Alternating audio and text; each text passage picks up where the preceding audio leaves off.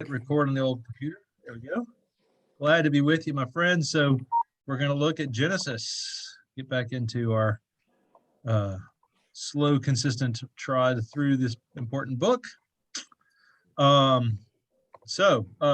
weeks ago, we started the story of Noah, which Brueggemann understands as a crisis for God. That is, God, it's in the heart of God that he is grieved, that he is anxious and worried, upset by the way humanity is sinful and broken and wants to start over, wants to find a way to fix things and make it better.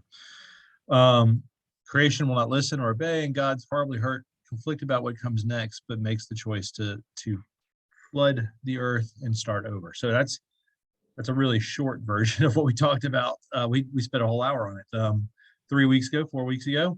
But we'll just jump into where we are now. So we continue there with the 7th chapter, the first verse. The Lord said to Noah, "Come, you and all your household, into the ark.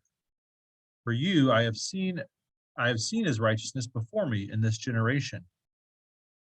From all ritually pure animals you are to take 7 and 7 each, a male and his mate, and from all the animals that are not pure, 2 each, a male and his mate. And also from the fowl of the heavens, 7 and 7 each, male and female, to keep seed alive upon the face of all the earth. For in yet 7 days I will make it rain upon the earth for 40 days and 40 nights, and will blot out all existing things that I have made from the face of the soil." Noah did it, according to all that the Lord had commanded him.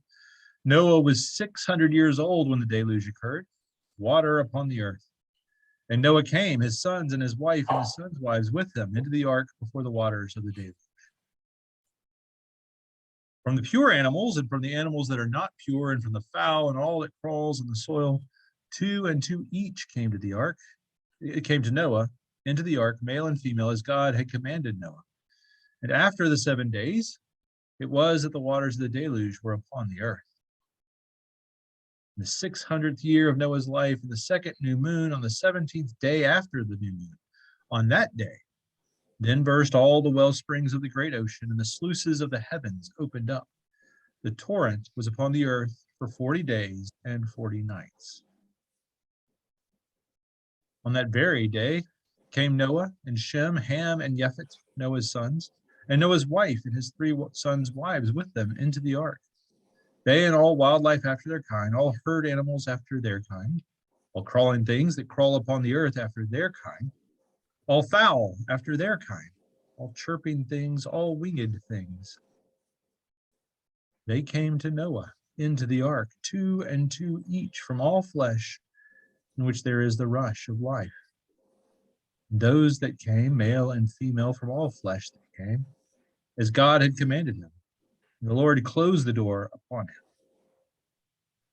The deluge was 40 days upon the earth. The water increased and lifted the ark so that it was raised above the earth. The waters swelled and increased exceedingly upon the earth, so that the ark floated upon the face of the waters. When the waters had swelled exceedingly, yes, exceedingly over the earth, all high mountains that were under all the heavens were covered. 15 cubits upward swelled the waters, thus the mountains were covered. Then expired all flesh that crawls about upon the earth, fowl, herd animals, wildlife, and all swarming things that swarm upon the earth, and all humans. All that had the breath of the rush of life in their nostrils, all that were on firm ground, died. He blotted out all existing things that were on the face of the soil, from man to beast to crawling thing and to fowl of the heaven. They were blotted out from the earth. Noah alone remained, and those who were with him in the ark. Water swelled upon the earth for 150 days. All right, so this section is just the flood section, the story of the flood. And again, this translation, the Shocking translation, gets as close to the biblical Hebrew as we can. So a lot of times you'll hear it translated that 40 days and 40 nights of rain, right? But they use terms like deluge and the sluices of heaven and a whole variety of things that we don't hear otherwise. But it also begins with God saying, oh, well, we need 2 of all the unclean animals and then 7 pair for the clean animals, right? But there are two sets of instructions, sort of like we have those two creation stories. Later on, it's just two of every animal get onto the ark. So it's confused. It's most likely then, like a lot of the parts of the stories in Genesis, where you have an editor that we don't know who it was or when, but put two stories together, which seems like they repeat, right? Like you hear two different times that Noah's 600 years old. You hear two different times that Noah's sons and their wives and his wife all got on the boat. One time it names them, the other time they just get on the boat and they're nameless. And we're just sort of witnessing a sort of really a sloppy editor, quite frankly. They wouldn't pass in today's day and age and be like, why does he say the same thing twice in the same space? But they did choose to do it that way, right? But back to the animals, you have these two sets of unclean animals. So the apologists for this will say, some scholars say that God had to amend his instructions for clean animals because they would sacrifice some in Thanksgiving when the boat finally lands, right? So they need 7 of the clean so that they can make their sacrifice in Thanksgiving, and they would just need more of the clean animals to domesticate, while with everything else, they could just go off in their pairs and be fine. I think that's a really complex answer for what is most likely just someone has edited stories together and not done a perfect job or seamless job of editing. The other is that term I just used a minute ago, the sluices of heaven opened to cause the flood.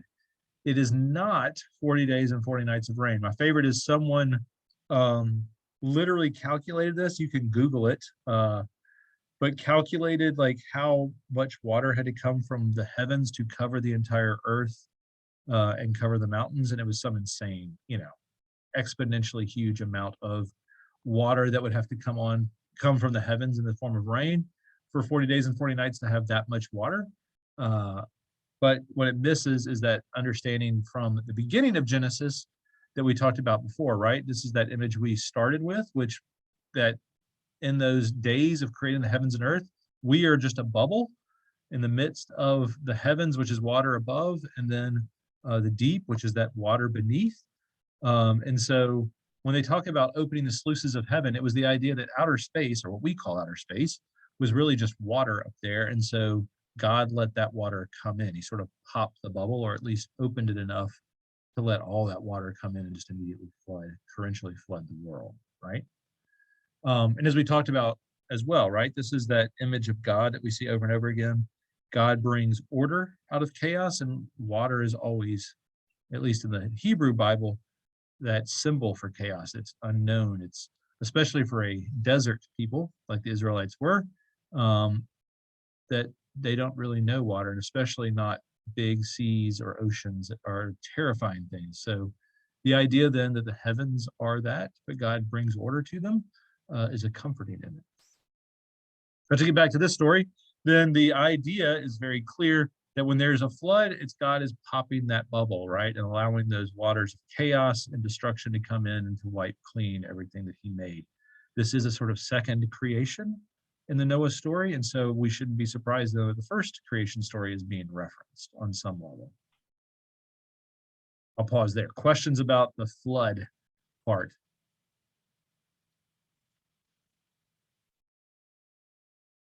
All right, then we'll continue.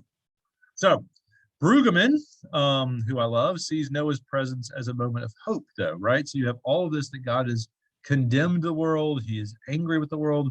He has put the world on trial and found it guilty of being evil, of being not part of what he wants for creation. But, and this is what Brueggemann says about it, Noah regards God's commands as promises of life. He's a model of faith, such as has not yet appeared in the biblical narrative. It is ironic that at the moment of pathos and impending death, embodied faith first appears in the world.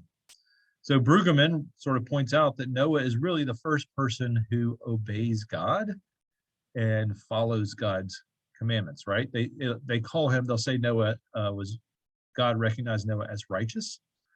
But that's that same idea, right? That here's this one person who knows who God is and worships God and engages with God while the rest of the world is evil and broken.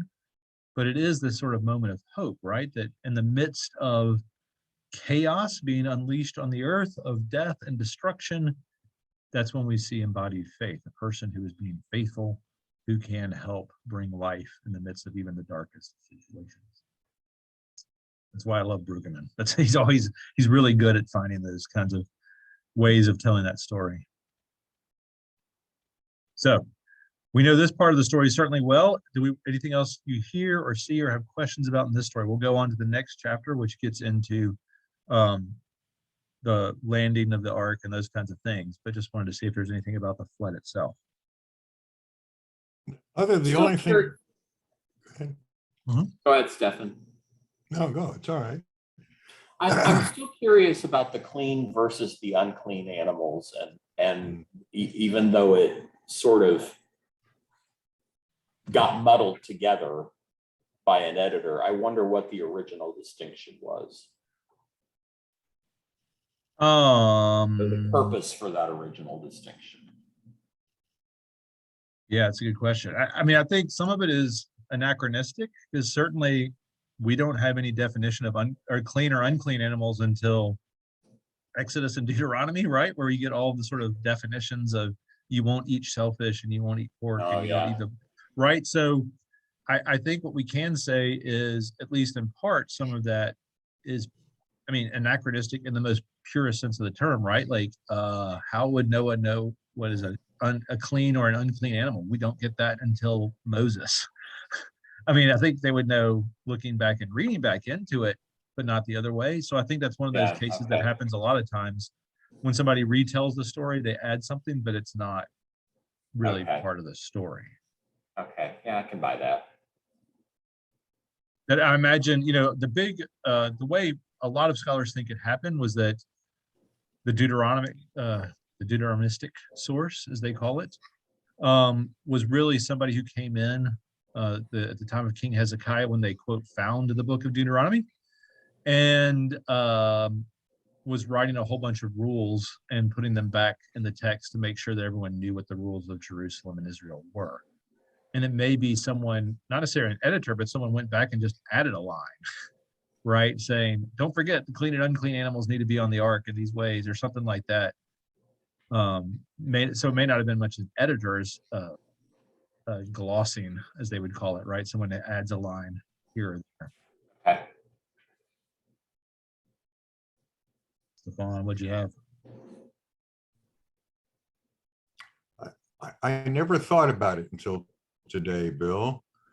But I guess, according to this story, we're all descendants of Noah, aren't we? We are. Yes. Yep. Well, and if not Adam and Eve, but Noah. Noah, right? I mean, he had to come from Adam and Eve, but really it's Noah. Yes. Right. And one of his three sons. And it's interesting. There's a whole. Oh, it's not so great. There's a whole group, and I'm sure many people have heard it, at the height of sort of the race. I don't even know what to call it. There's a whole bunch of racist stuff out there about how, like, Ham, which is one of the three sons, went to Africa and became the sort of nation of Africa, and so then it's the Hamites are less than the Shem. Shem is the where we get Semite, is the term for Semite, is Shemite or Semite. So the Jews all descend from the Semites. Ham goes down to Africa and becomes the Hamites and the Africans, and so they'll talk about how the Hamites are subservient to the Shemites, the Semites. And then the third son sort of disappears into the narrative and is sort of everybody else, all the other Goy nations, white folks in the world. But yeah, there's lots of stuff that then gets pulled out in really weird ways about, oh, well, as we know from the story of Noah, these guys are better than those guys because of their one of the sons of Noah. And you're like, what are y'all talking about? Like, I mean, yes, I get the stories, how it goes, but it's a weird extrapolation from that, like from what we get, which is in chapter 9, second half of chapter 9. Does anybody come these stories with similar stories from the region? Say that again. What do you mean? No, there are other stories about floods, okay, from the other peoples who lived in the region, okay? This was not original to the Jewish faith, okay, the flood story. Right. And I'm just wondering if there's any comparisons made with other stories. Yes. Yeah, the one you'll hear the most often is the Legend of Gilgamesh, which is a story in Samaria. roughly same time, same idea. It's the hero is told to build a boat. They save lots of animals. I mean, it's very, very similar. What is not similar, and what is the brilliance of the story is it's not like in those cases, it's really about this hero and how wonderful they are and how they save the world. And it's more of a, like, I don't know, a Hercules story or something like that. While the story that is told in the Bible is much more a story about God. Like, why did this destruction happen? It's a question sort of, in some ways, of theodicy, of that question of why does suffering happen? It's a question of what is God's relationship to humanity and creation when these terrible events happen, right? Like, they're working on that sort of side of things versus a lot of the other stories in the region that exist. They have, people have done really detailed analysis, as you can imagine, on the similarities and differences, but the ones that I have found the most interesting have been, and I haven't read a lot of them, but have just been noticing that it's, again, Israel is wrestling with, but wait, why is God involved in this horrible story of people being destroyed in a flood, right? What is God doing in the midst of that? Which is the bigger question for Israel than necessarily how great is Noah, and then he slayed 12 animals and they made him king of Palestine or something. You know, that would be how it would go in the other narratives. But in this one, it's, well, Noah did what God asked, but it's still God that's in charge the whole time, right? Bill, I forget, in this translation, how is Noah described? I mean, we're used to hearing him described as righteous. It's righteous in this one as well. Yeah, he's just described as righteous and pleasing in the Lord's eyes. There's sort of kind of two terms that always are about the same. So I always find it interesting to think, okay, what does that look like? I mean, if we see somebody walk down the street, we only, oh, that's a righteous person. I mean, what the message says is Noah was a good man, a man of integrity in his community. Noah walked with God. Yeah, I usually think of righteous as meaning sort of doing the right thing at the right time. I think that's a good definition of righteous. Yeah. Mm-hmm. Yeah, I mean, I think this is also, it's a question that Paul ends up asking in Romans, like when we talked about, if you remember the Romans study 100 years ago, it feels like that was back the beginning of COVID, but that's Paul. I mean, Paul's great wrestling there is like, but wait, how is Abraham recognized as righteous, or Noah, or any of these guys recognized as righteous before the law exists, right? Like, how were they supposed to know what was good behavior before there were the rules of behavior?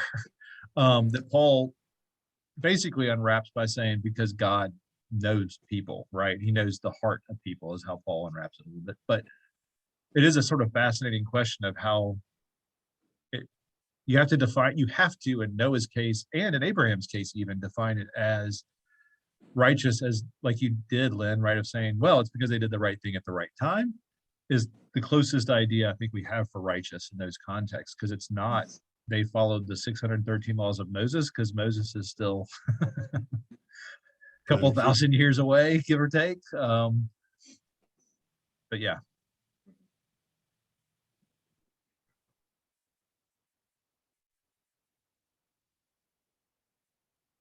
All right, we got anything else for the flood side? And we'll don't worry, there's lots more about Noah and the whole Me, process. I'm sorry, I was on mute and I kept talking and nobody kept listening to me. What's up? Okay, I'm thinking that what was righteousness for Noah was a kind of Pauline thing. He walked with God, and his faith made him righteous. Yes. Yeah, that's what I was saying. I think Paul absolutely would understand it that way. And we have to understand it that way. Because again, it can't be the rules-based system, because there aren't the rules. So it would have to be much more that connection with God and that doing the right thing at the right time kind of model. And there's, that's the eternal question people have. Like, are people inherently good or bad? Some people do good things, some people, all that kind of stuff. We can go down that rabbit hole quick. But I think that's the general idea, though, is he was just a good guy and everyone knew he was a good guy. The word righteous has been stretched out like a bad pizza crust. Yes. It's come to Yes. mean all kinds of things that it probably was not intended. Right. Well, I mean, and I think we did talk about this in the Romans. Righteous really was um, a legal term, right? To be righteous was to be proven innocent of any charge of wrongdoing, right? Like it was to say that is righteous. It means he was innocent of all charges against him, right? Like there's no one could say he did a bad thing. He is a righteous person. He's an upstanding person in the eyes of the law and God, right? So, but yeah, righteousness definitely gets played out in a lot of ways about faithfulness and oh gosh, it gets pulled. Yeah, like you said, it pulled in a million directions, Craig, that are not what is intended for righteousness, which gets much more. That's why I like Lynn's definition, right? Here's a guy who just does the right thing at the right time, right? He's just a good guy, and God likes being with him because he is a good guy. He lives up to what God hopes for us to be.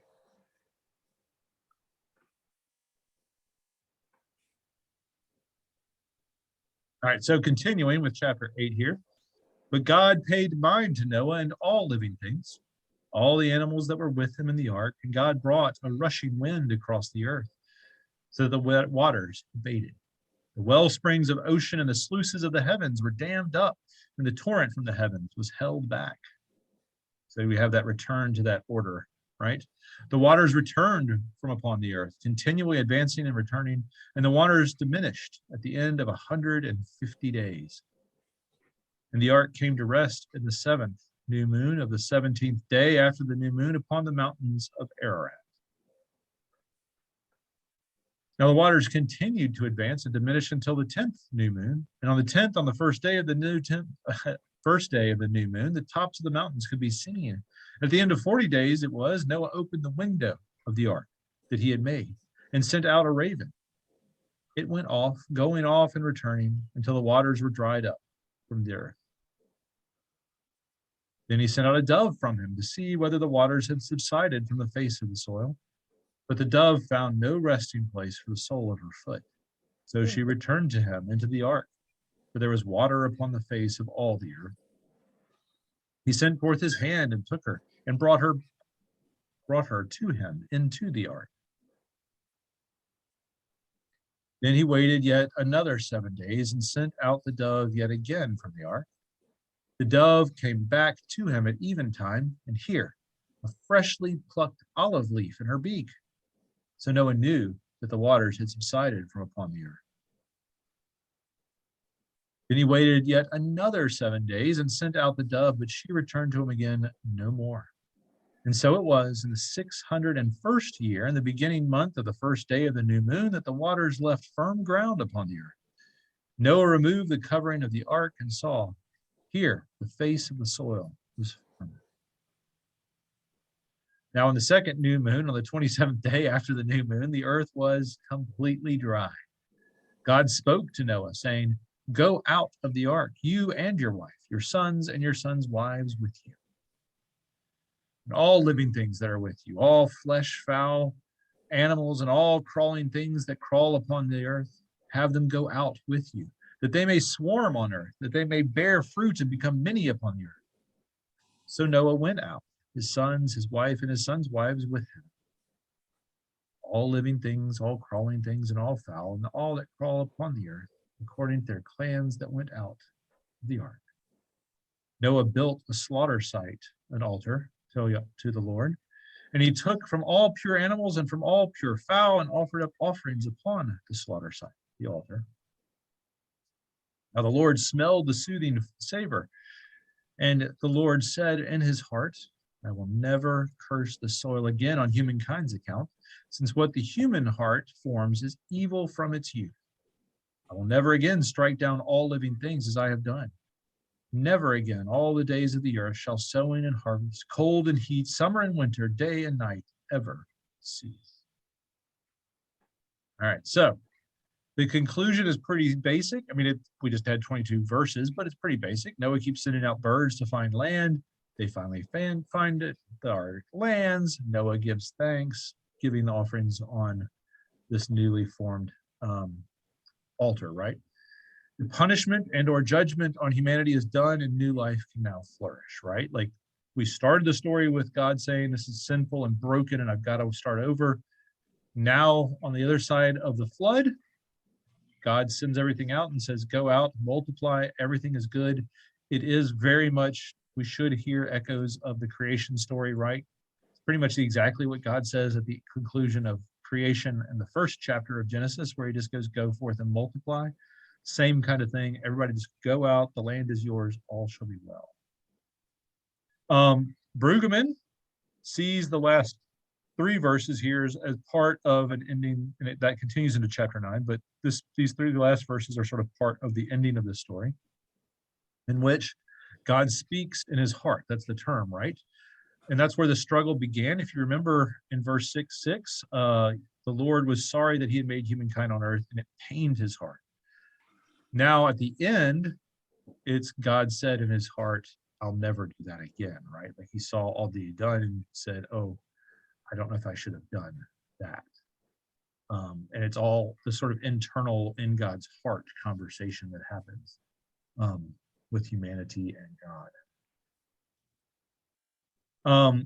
All the terror of the waters has not changed the imagination of the human heart, which is still evil. That's Brueggemann's statement of what happens at the end. I think that's accurate. That's what the text says, right? So that imagination of the human heart is still evil. But the conclusion from the narrator's point of view is humankind's pretty hopeless, right? I mean, there's not any leeway there.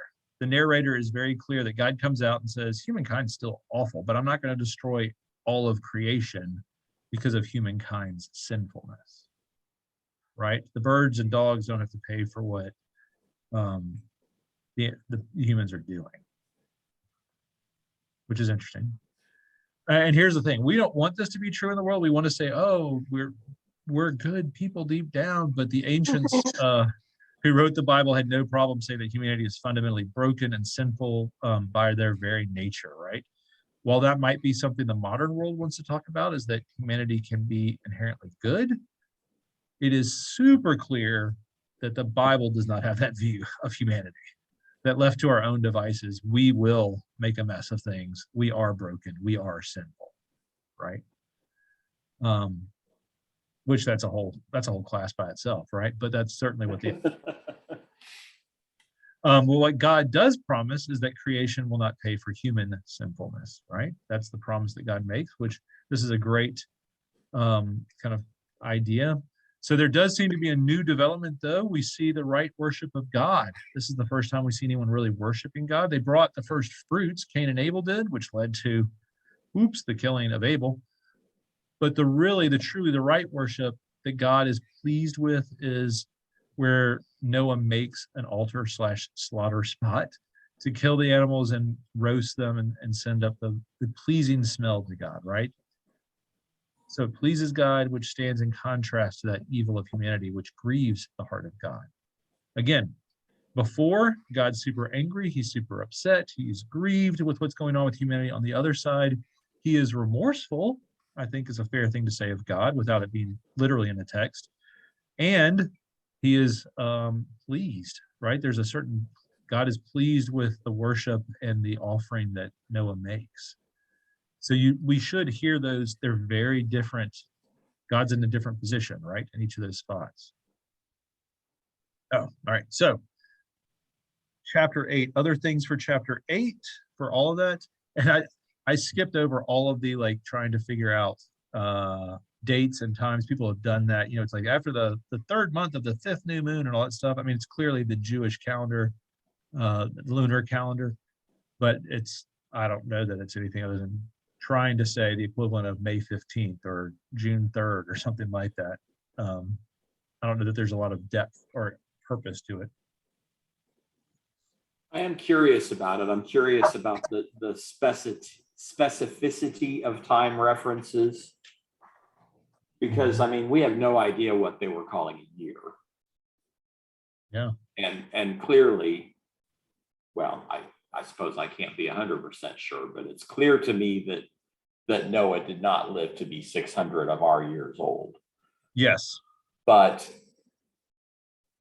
and so I take year with a grain of salt when I see it in the Bible, but the specificity about the 17th day after the third new moon and all of that kind of stuff, I wonder if there's anything there, and there may not be, but I just wonder. I'm still stuck on the sole of the dove's foot. I do like that. That's a beautiful image, isn't it? But the doves don't have soles on their feet, do they? I guess if you want to describe it that way, it is, but not in the way that I think of the sole of a foot. No. I'm sorry, I wander. Forgive me. Nothing to forgive. It's a poetic turn of phrase, but I don't know if it's a literal turn of phrase, right? Yeah. Speaking of specificity. Yes.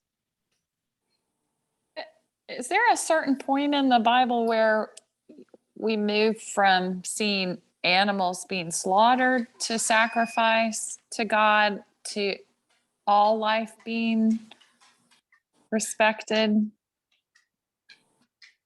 No, really the turning point happens off screen when Rome burns the temple to the ground, is the time when that really changes. And then there's not an option to have sacrifice. And Judaism had to completely reform itself to become what it is now without blood sacrifice, right? Now, Christians would counter and say that Jesus is the last sacrifice and it's the full, atonement sacrifice for our sins, and therefore after Jesus we don't have a need on our side for sacrifice anymore. But again, that's more of a conversation off screen than necessarily within the text. I mean, we say that in the text, but it's not always super clear in the text that now we don't have to do offerings, or it's just sort of an assumed part of it, right? It's interesting. I mean, when we were in Israel, we were in Taipei rather, and there was a church, an old 4th century church, where people were still offering. If you had a really big problem in your life, they would still kill like a sheep, a lamb. Oh, interesting. Lambs there, and that was the Christian community doing it, right? Like if, I don't know, you have your husband has cancer and you're really worried about him, that you would offer a goat for healing, or offer a lamb or ram or different things like that. Which was fascinating. I was like, wait, what? I didn't know that existed anywhere, much less it happening I mean, now it's the ruins of a church. So I think that might be why it's sort of allowed, because it's not an active church, but it was still a fascinating slice of the world. But Noah's offering is one of Thanksgiving too, isn't it? Yes, yes, it's Trying not to an atonement, persuade it's pure God to do Thanksgiving. something. Yes. Yep. I think so. Absolutely. I won't say I'm struggling with all this, but I am. It's hard for me to reconcile the God who saw that everything was good in chapter 1 to the God now who is so angry he destroys his creation for the most part. Yeah. I have trouble understanding that. This also always brings up the question, where did evil come from? Yeah, So, it's God's creation. Did God plan that into the system? Exactly. Okay. What does it mean? This whole story on some level disturbs me just a little bit. Okay. But at any rate, and that's why I call it a story. Okay. And I just leave it at that. Sure. Well, I do think though it's the same question you had earlier, right, Stefan, where you're talking about like if there were other stories about the flood, that I think this is what Israel's really wrestling. Like, what does it mean when there's a huge natural disaster? And what does it mean if God's in control of that disaster, right? And they He are must be wrestling angry. with what that He means must- for God. He or right? she must be angry, right? Okay. Right. That's absolutely how it always is portrayed, right? That's it. Yep. Yep. It's always God's angry with us. We didn't do Yeah, enough. We did yeah. wrong. Any of those. We kinds of things. messed up, and so we're being punished. You got it. And I understand. Well, I'm kind of like you, Stephen, and feeling about the same way about all this. If the rest of the world is so beautiful and it's all God's creation, why does he want us to slaughter some of the neatest animals in sacrifice? I don't understand that. Yeah. I mean, why? I don't know. These are the hard questions for all this stuff. Yeah. Particularly after having saved them, right? We Right. save them, and now we go ahead and we kill them. Oh, God bless. Yes. Okay. Because who's making the interpretation and articulating the theory? Yeah. Well, yeah, it is a human story, right? Yeah. It is. Right. Yep. Mhm. It may or may not be God's story, but it's certainly a human one.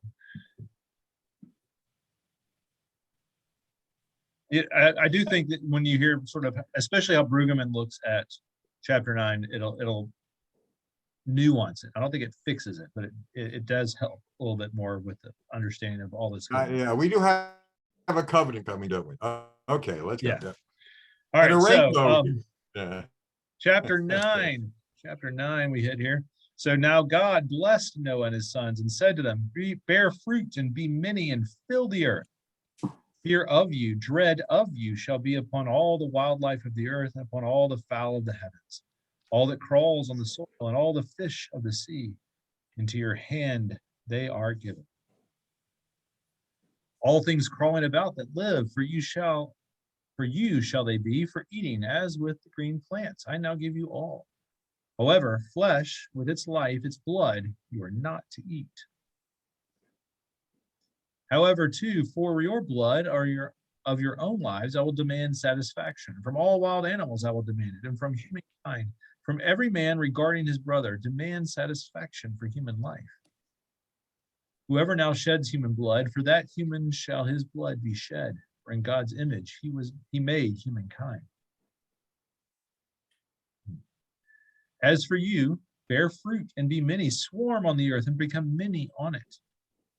God said to Noah and to his sons with him, saying, as for me here, I am about to establish my covenant with you and with your seed after you, and with all living beings that are with you, fowl, herd animals, and all the wildlife of the earth with you, all those going out of the ark, of all the living things of the earth. I will establish my covenant with you. All flesh shall never be cut off again by waters of the deluge. Never again shall there be deluge. Bring the earth to ruin. And God said, this is the sign of the covenant which I set between me and you and all living beings that are with you. For ageless generations, my bow I set in the clouds, so that it may serve as a sign of the covenant between me and the earth. And it shall be, when I becloud the earth with clouds, and in the clouds the bow is seen, I will call to mind my covenant that is between me and you and all living beings, all flesh.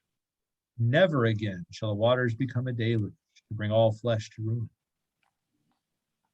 And when the bow is in the clouds, I will look at it to call to mind the age-old covenant between God and all living beings, all flesh that is upon the earth. And God said to Noah, this is the sign of the covenant that I have established between me and all flesh that is upon the earth. All right, so on one level, we know this part of the story the best of all, right? God puts the rainbow in the sky and promises to never again destroy creation. The stuff for nursery decorations, our nursery included, right? We've got the rainbow decoration that's been at Holy Innocents for decades that people love because it's a beautiful image, because it's God saying he loves us and is never going to destroy the earth again. And so we all celebrate and hooray. That's the part of the story we know, right? Even if you don't understand the whole rest of the story or get into any of the deep theology, there's a flood. God saved the animals and Noah, and there's a rainbow. That's about all we get, right? But certainly we miss an important part of the story. And this comes all from Brueggemann, and it's a full quote, but I think he says it best. I couldn't even sort of nuance it into something I just figured it's easier to quote him. But here's what he says. God resolves that he will stay with, endure, and sustain his world, notwithstanding the sorry state of humankind. He will not let the rebellion of humankind sway him from his grand dream for creation. He will stay with his decision for our harmonious, obedient creation. The flood has affected no change in humankind, but it has affected an irreversible change in God, who now will approach his creation with an unlimited patience and forbearance. So this again is where it's not necessarily about humanity as much as it is about God and God changing his mind. Go back to that just for a minute, Bill, if Sure. you would, please. Okay, because it has the flood has affected no change in humankind. I would beg to differ, because there is no humankind outside of those on the ark. Yes, yes, that's true. Okay, and they were, and particularly Noah was righteous. So help me out now. What? Yeah. Never mind. But okay, I just thought I would. I'm still challenged, I guess. Yeah, no, there is. You're right. It is certainly, well, there's a couple of things I would differ with him a little, right? It certainly has affected change in humankind. There's only 8 of them now Right. on that one. And earlier he said God's will is for a harmonious, obedient creation. And I'm like, he's got a pretty high standard then for God. If God's looking for a harmonious and obedient, that doesn't really seem to fit either. That might be his goal, but okay. And obedient to what? To God? That's, yeah. In which case we really failed completely on that one too. Okay. Yeah. All right.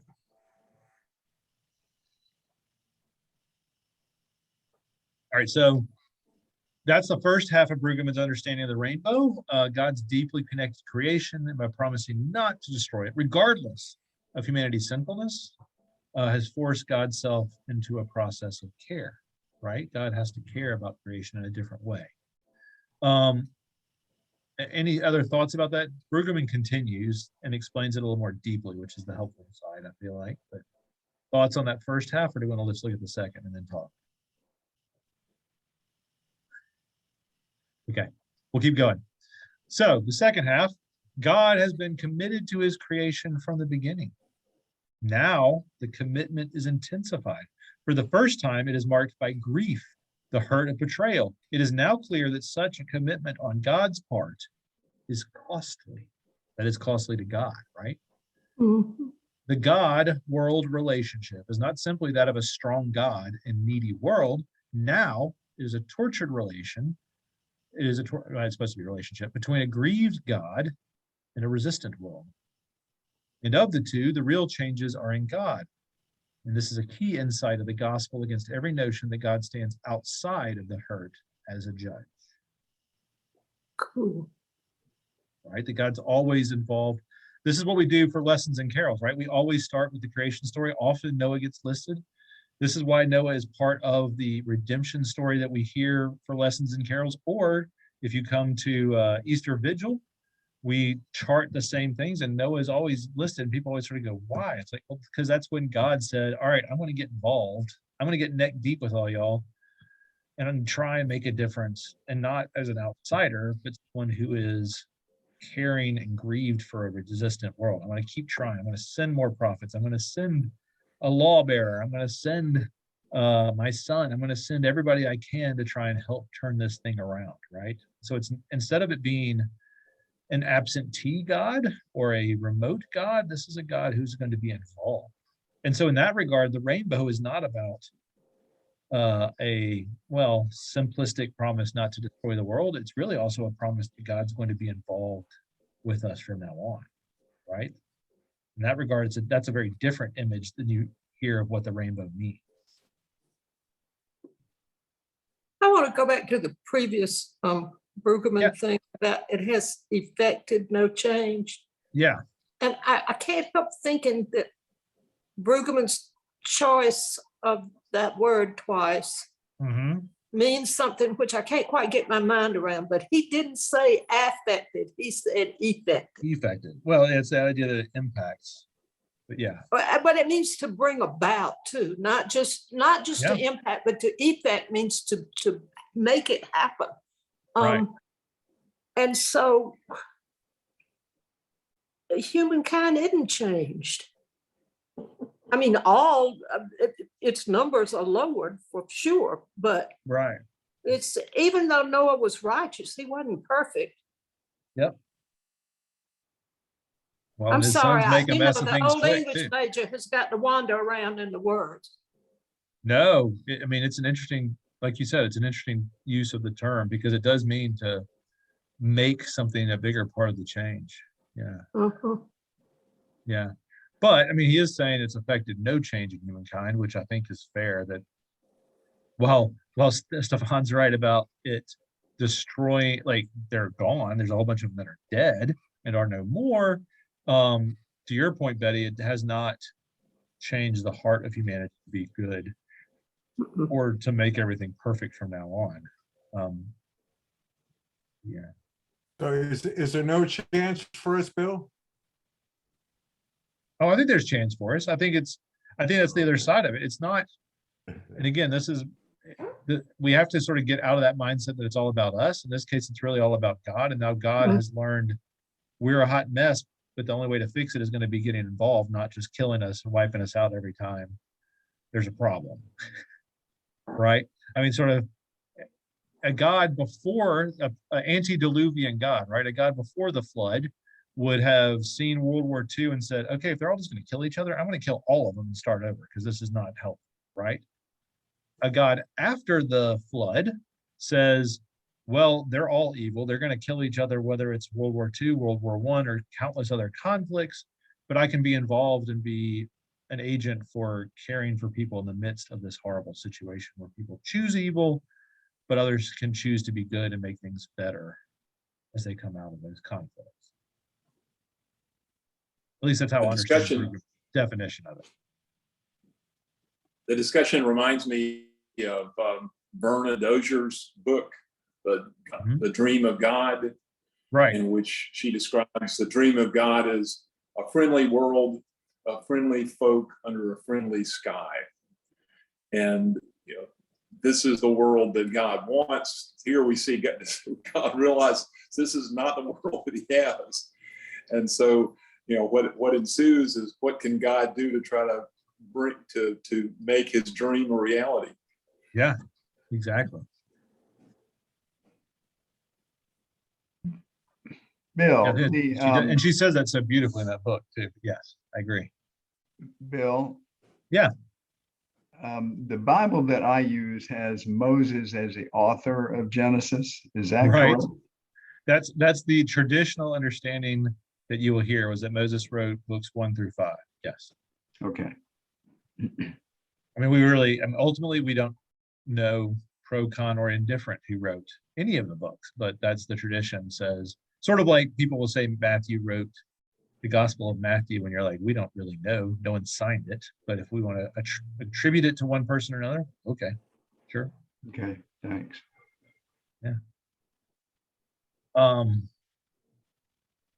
One thing I'd like to say, and this has troubled me all my life about this story, having grown up in a farming community and had our own farm with 35 brood cows, a feisty bull and stuff, you got all these things on the ark. They don't talk about the food. Can you imagine the volume of food to feed all these animals for 150 days? Yeah, it's a lot. Where are they going to put it? I mean, it doesn't talk about it, doesn't mention it. And I just know what it took to take care of my 35 animals through a rough winter. And I'm thinking, you got a heck of a lot more on the ark than that. It just, I don't know. I'm kind of like Steph a little earlier. Some of these pieces don't fit together.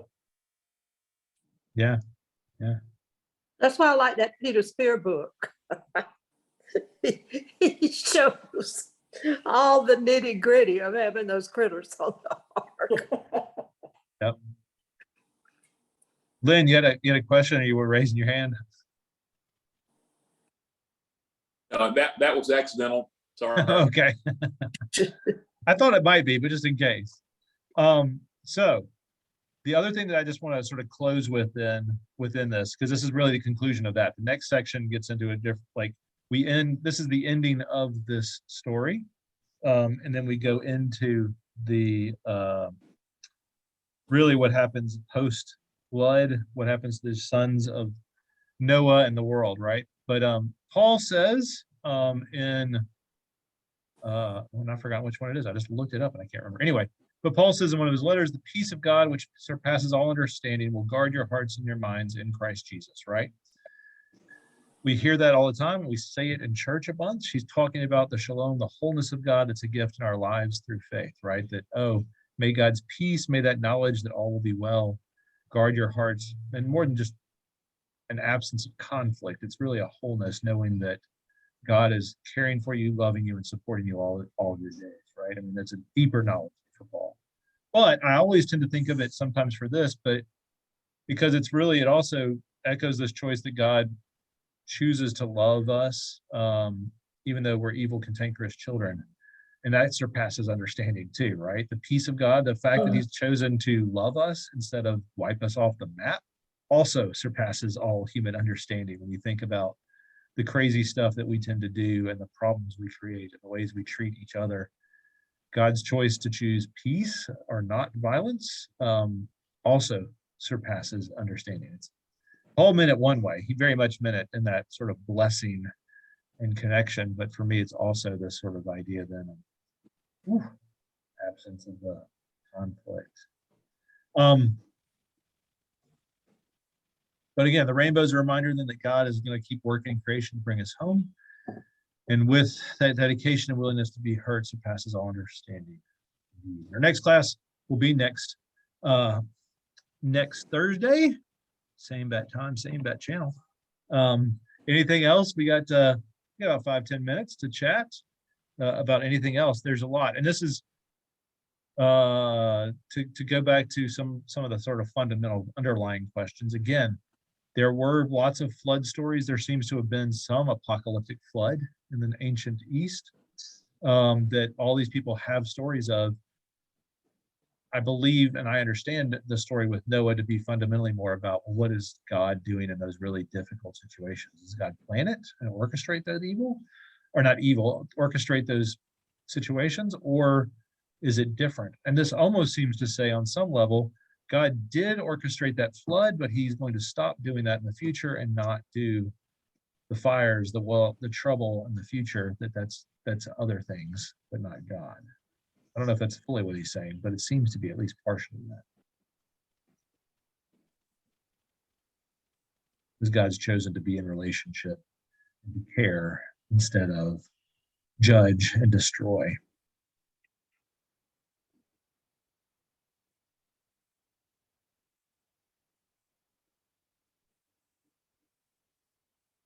Yeah, it's a lot deeper story than ones we put on the nursery room walls. Yeah, it is. Yeah, I like it a lot better than the next part where Noah gets drunk. Yes. The next part is a weird sideways story indeed. I so thoroughly identify with Noah. If I'd gotten off that ark with all those animals, I would have poured a big glass of wine. But where would you have gotten it from? I would have brought it with me if I possibly could. Yeah. Okay. All right. Now you got it. Okay. Yeah, no refrigeration. That's all right. If it's red wine, it's okay, Selden. Just have stacks and be ready to go. Oh, Miss Betty. I love it. That's a good one. We'll close with that then, my friends. Y'all have a great week. We'll see you Sunday, if not before, and take care. Thank you, Bill. Thanks, Bill. Bye, y'all. Have a great day. Take care, y'all. Bye, y'all. Bye.